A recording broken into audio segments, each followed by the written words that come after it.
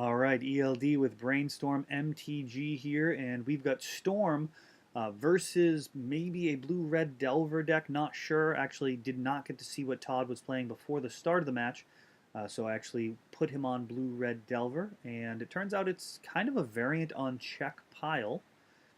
Definitely some very grindy cards in there, things like Kolgan's Command. Of course, him to Turok is a very powerful effect, and he's got some young pyromancers and the like. So just general good stuff Grixis. And we're starting off with a mulligan. Not necessarily the best spot for Storm. Generally want as full a hand as possible. However, it is a type of combo deck that can win off of very few cards. With enough mana, you could actually just win off of one card. An Ad Nauseam or a Past in Flames in the late game resolving, and that would be all she wrote. So, 6-card hand, getting an Underground Sea into Ponder, hoping to set up something special very early on here. Got some extra mana. Looks like that's probably not going to be good enough. So, Duress, very useful. Going to be able to clear out the counter magic in general. Not as amazing as it is versus decks like Sneak and Show, where you're also able to disrupt their game plan if they don't have counter magic. In general, when you're playing against aggro, if you don't hit their counter magic, very often they'll have just some garbage card, like a creature removal spell. So whiffing against the creature-based strategies, of course, nowhere near as good as versus Sneak Attack or other combo-based decks. And now we've got a Probe, happily paying a little bit of life to conserve the mana and be able to check and see what Todd has going on there. It may not even be worth firing off a Duress. So we'll get that peek in first and then make some decisions after that extra card from Probe arrives. And we've got a response of Brainstorm. So not typical. Generally, people don't respond to the Probe with Brainstorm. Very often, they'll save that to respond to the discard spell. But Todd going to go ahead and fire that off now. And we'll see what Probe actually shows us. Him to Turok, Young Pyromancer, some lands, and it looks like another Brainstorm, a Lightning Bolt, and a Kolgan's Command. So good that I'm not trying to win with small creatures against this hand. Or if I do try and win with small creatures, it's going to be an awful lot of them.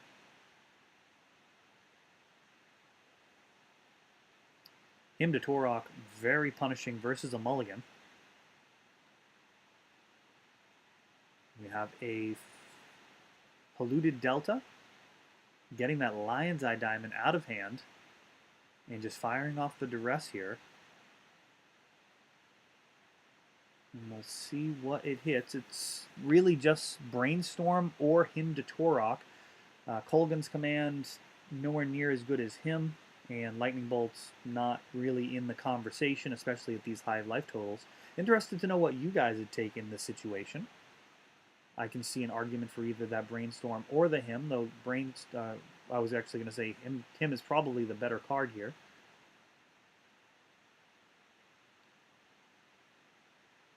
One argument for taking Brainstorm is it does make Force of Will not castable.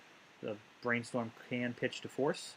We are a long way away from 5 mana to hardcast Force. But him to Turok coming down, so plenty of mana on board. And losing the Rain of Filth.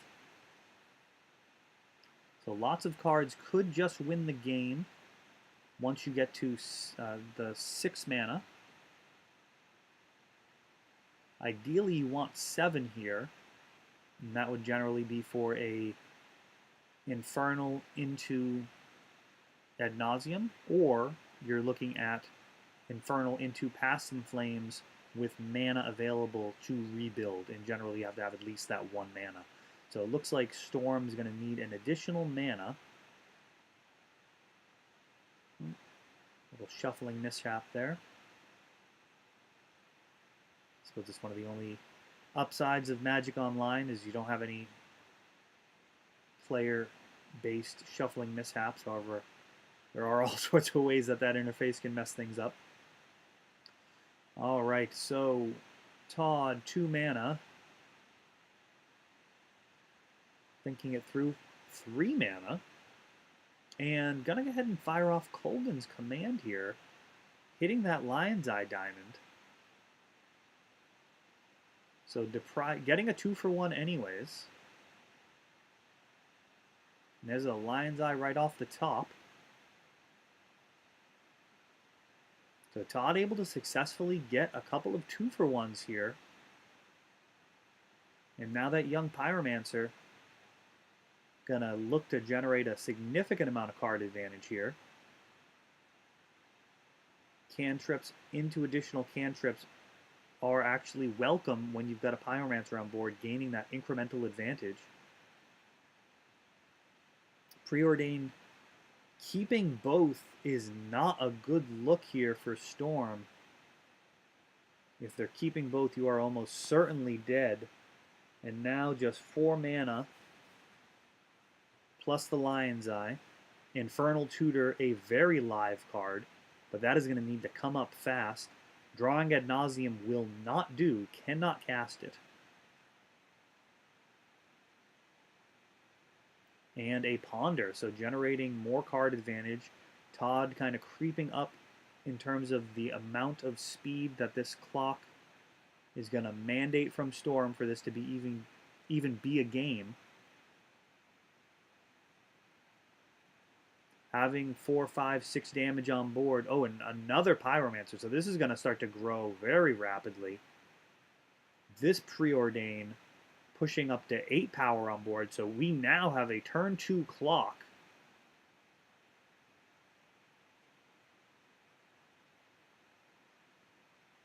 Sorry, we have a 2-turn clock here. Fetching. Keeping 1 fetch. Now we know there's a Lightning Bolt in hand. So 11 damage is effectively dead. This is a very dangerous situation and a very important top deck here for Storm.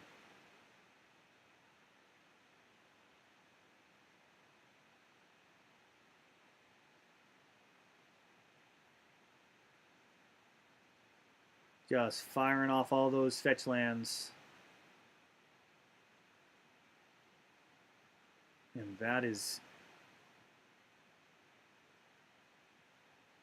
just a real dangerous situation. So Infernal can get Ad Nauseam. Past in Flames would have to be cast after discarding it to Lion's Eye Diamond.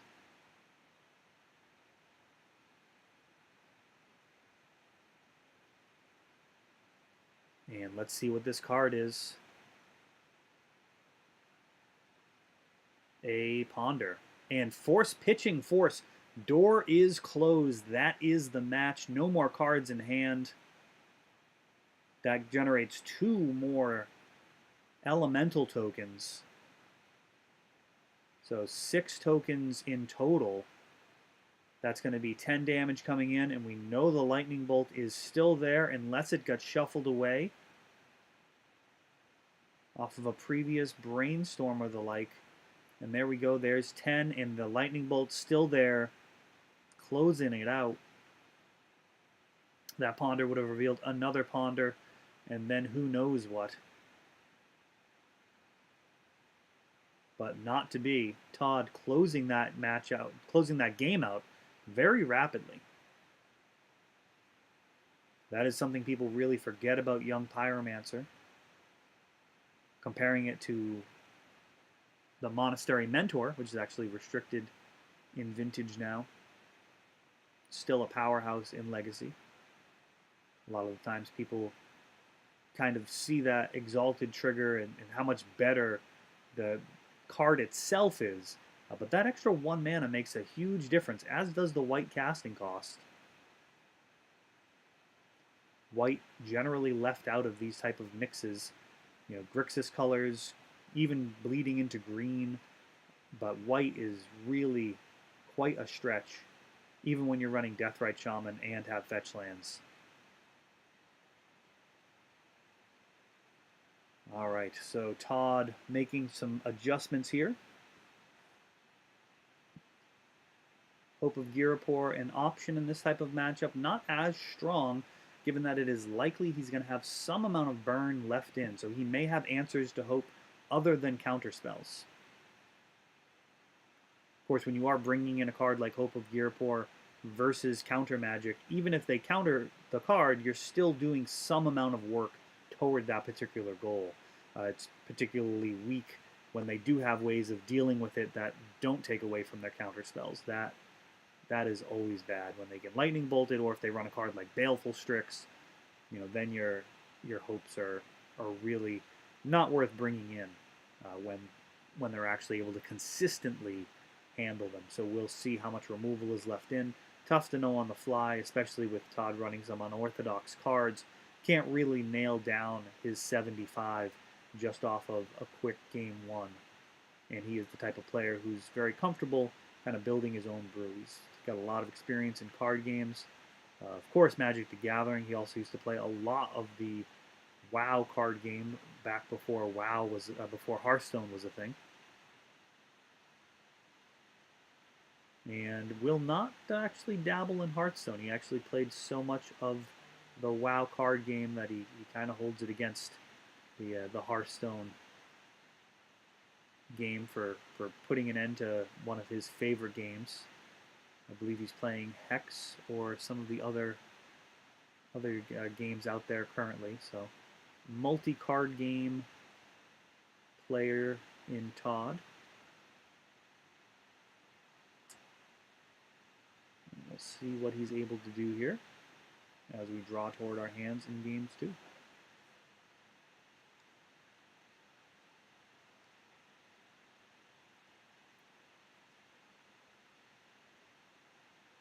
All right.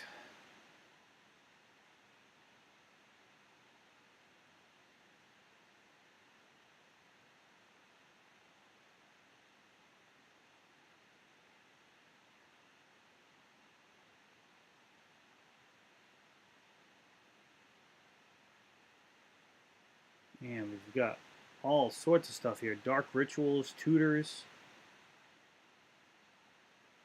A lot of powerful effects there.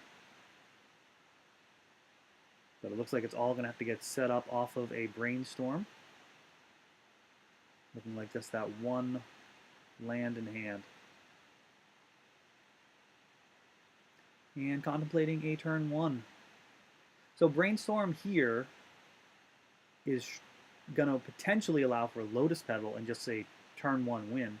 The other option is to try and go to your post draw step on your second turn, and then you'll be able to see an additional card. It's really just a question of speed here. And versus a Grixis list, you generally have some time. And it looks like we have a Cabal Therapy. So actually going to Brainstorm in response.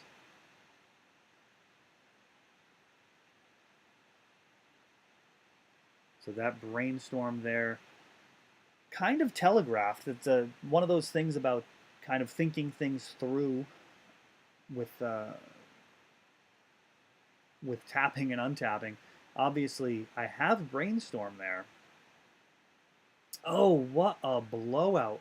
So there we go. Some very loose play and well done for Todd for picking up on it. Kind of twitching that island, sending a signal that I have Brainstorm, then responding to that Cabal Therapy with a Brainstorm, and then Todd just hits Cabal Ritual, a 3-for-1 there. Having saved something on top here.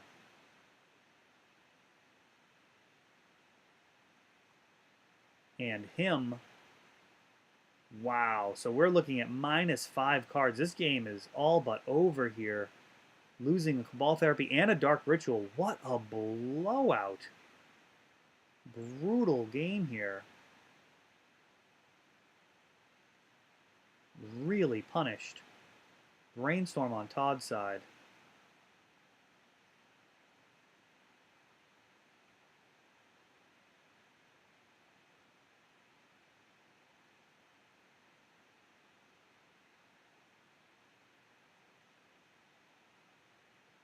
And a young Pyromancer. So the clock is on the ground here. We can definitely see all of Todd's cantrips starting to grow in army. And here we go. Another Lion's Eye Diamond fetching.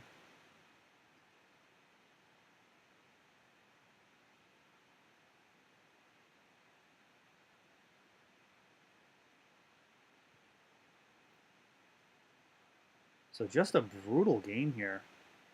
Oh, and drew the perfect card. Look at this. Runner, runner, Lion's Eye Diamond. We got a land. We got an Infernal Tutor. So this is brutal. We've got 6 mana floating. And a Past in Flames would actually be lethal here. Got Dark Ritual, Cabal Ritual, Cabal Ritual. 3 Cabal Rituals that were taken off of the Cabal Therapy earlier. So Past in Flames would be lethal, barring, you know, a Fairy Macabre or a Surgical Extraction. Ad Nauseam from 19, also a fine line. So which, I guess in the comments, let me know which way you would go here. But what a massive turn of events. Todd really getting about as good a start as you can get. Stripping 5 cards out of Storm's hand. Getting a young Pyromancer on board turn 3, setting up a clock to try and close that game out quickly, and with just 1 card in hand, able to tutor up a bomb here. And if this resolves, which you have to think it can, in general, Infernal would get countered otherwise. There's the Past in Flames. Going to 2 red.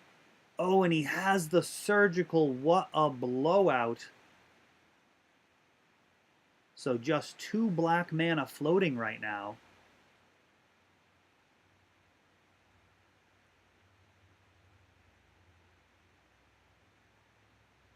And those Cabal Rituals having just a really rough day. Getting stripped out, all 3 of them together, both from the hand and then the graveyard. And there's the 4th with it.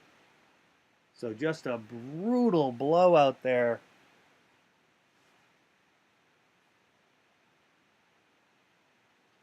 We'll see if there's any lines available. So there's a Dark Ritual in there. That can go up to 4 black mana. That is not a ton of mana. Those Lion's Eye Diamonds not replayable, just instants and sorceries. It is no Yawgmoth's Will. We'll see if it's best to just wait and try again. It's going to go for it. Dark Ritual. So Storm is 4. Going to go down to, looks like Infernal, -2 black. So there'd be 2 black floating.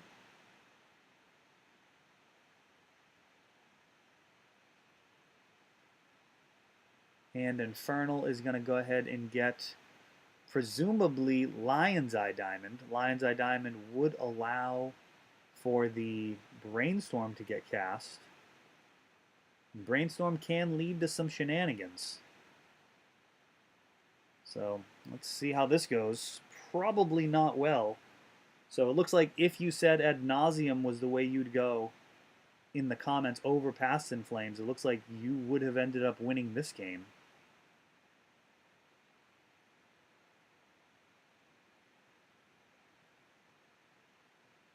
And here's the Brainstorm.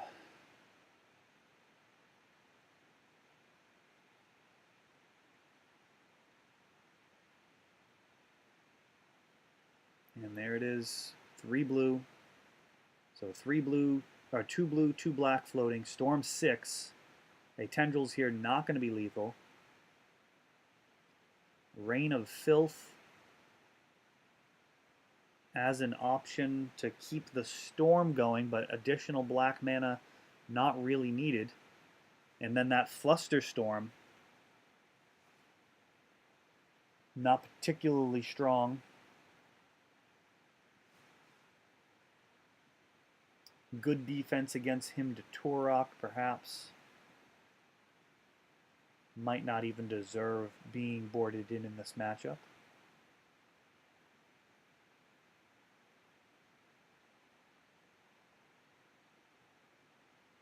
All right, so that was snatching defeat from the jaws of victory there. And Ad Nauseam, almost certainly a win despite having 5 cards discarded. Really showcasing the resiliency of Storm and the propensity for poor plays to throw away those wins. All right, so we've got Cabal Therapy, and we've got a Hymn. Looks like a Bedlam Reveler and a Young Pyromancer.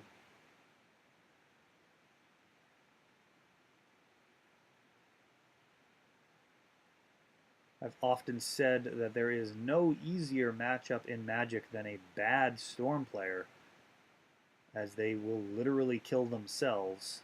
And in this instance, my misplay being absolutely huge, going for what looked like the surer thing, and that was not the case. And then we've got a Hymn to Turok, going to strip that Flusterstorm out. And at least a fetch land here. Going to give a fresh draw, but this is still all but over. 2 Young Pyromancers, tokens piling up, life total dwindling, and a misplay in the rear view mirror. We've got 1 blue for some cantrip here. Either Brainstorm or Ponder. Looks like a Ponder is being cast. We've got a shuffle off of that.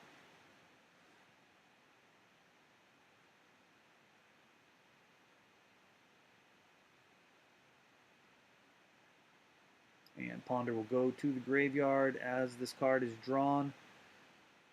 And wow, what a massive swing. An exciting matchup. Huge possible swings back and forth. Todd with all the answers.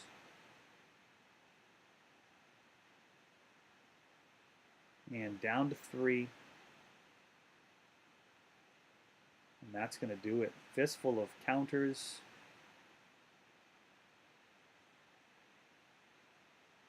What a matchup there. All right, well, this has been ELD with Brainstorm MTG. Thanks for watching. This is a new type of commentary, so I'd love to hear your thoughts on how we can improve these videos. Go ahead and leave them in the comments below. And that's it.